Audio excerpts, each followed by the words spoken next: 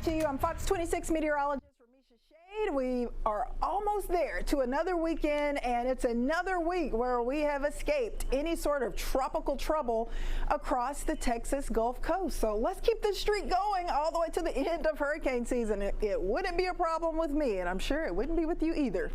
Of course, the peak of hurricane season was back on September 10th. That's the day where we had the highest shot to have a tropical storm, tropical depression, or hurricane out there. But notice as we go through the rest of this month, October, and definitely November, we're kind of sliding down the roller coaster. So there could still be some activity out there, but the chance will start to decrease, especially after the middle of October. But don't let your guard down. We could still have things popping up out there for the second half of our hurricane season. So please always be alert and be ready to take action just in case. It's been a fairly slow season at times. In fact, we've only had 7 named storms during an entire season. Our average number of named storms around 14. We've had 1 hurricane that did become a major hurricane. We typically average about 7 hurricanes and 3 major hurricanes for an entire season. So we're not finished with the season yet. There may still be some additions to this list, but so far, here are those 7 named storms from Andrea, Barry, Chantal, Dexter, Aaron, down to Fernan, and currently Tropical Storm Gabrielle still churning out there in the central Atlantic. Next name on the list, if we can get one of those tropical waves to develop in the eastern Atlantic, would be Umberto. So we'll watch for that over the next week, but I don't think it's going to happen over the weekend. So here we go. Tropical Storm Gabrielle is forecast to become a hurricane by Sunday. You think, uh-oh, is it going to come anywhere near us? Absolutely not. It should pass east of Bermuda next week, but it is absolutely no threat to the Texas coast or to the U.S. East Coast. It should stay completely away from the entire U.S. So that is great news. Here's a look at Gabrielle in the central Atlantic, looking a little more organized out there, but still not really impressive looking. However, it is going to move into an environment that will allow it to grow and strengthen fairly quickly over the weekend. In fact, it's going to go from fairly messy, sloppy tropical storm for today into early Saturday to a Category 1 hurricane early Sunday. And how about a Category 2 hurricane as it gets closer to Bermuda by early Monday morning with 100-mile-per-hour winds. Notice after that, after it slides past Bermuda Monday, it really starts to pick up speed, and it takes a sharp curve to the northeast,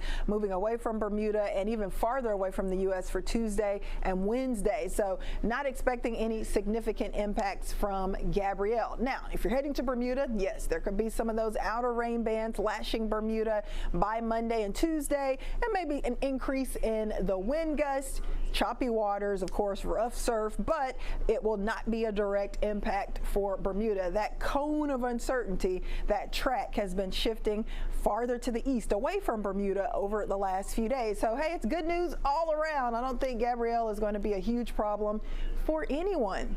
So let's check out our Saharan dust.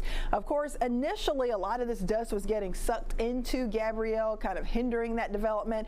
And we've had quite a bit of dust out there for the first part of the hurricane season. But I think over the next week, we will start to see more of these pockets of thick dust kind of disperse for the Gulf area, for the Caribbean, and even in parts of the Atlantic. So there will be some opportunities for a few of these tropical waves to get going. You can still see a few areas of thicker dust with that dark brown, but overall I think the dust will be a little bit less widespread over the next few weeks. So at this point, there's only one other area of concern that we're monitoring for the Atlantic basin, and that is going to be right off of the west coast of Africa. This is our next tropical wave.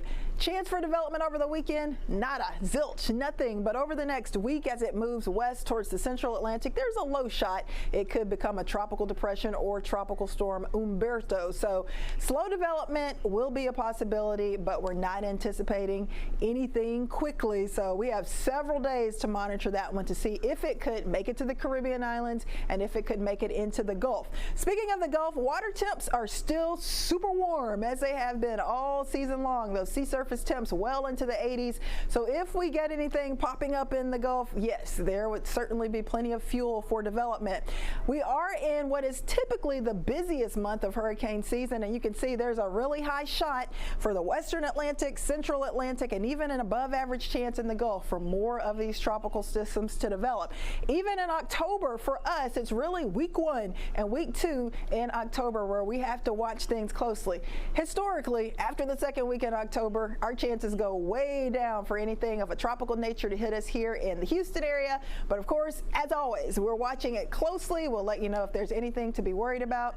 But for now, things are quiet tropics-wise for us here this weekend, likely through the next week. So get out there, have a great weekend, and let's hope we keep this quiet stretch with the tropics going for our area.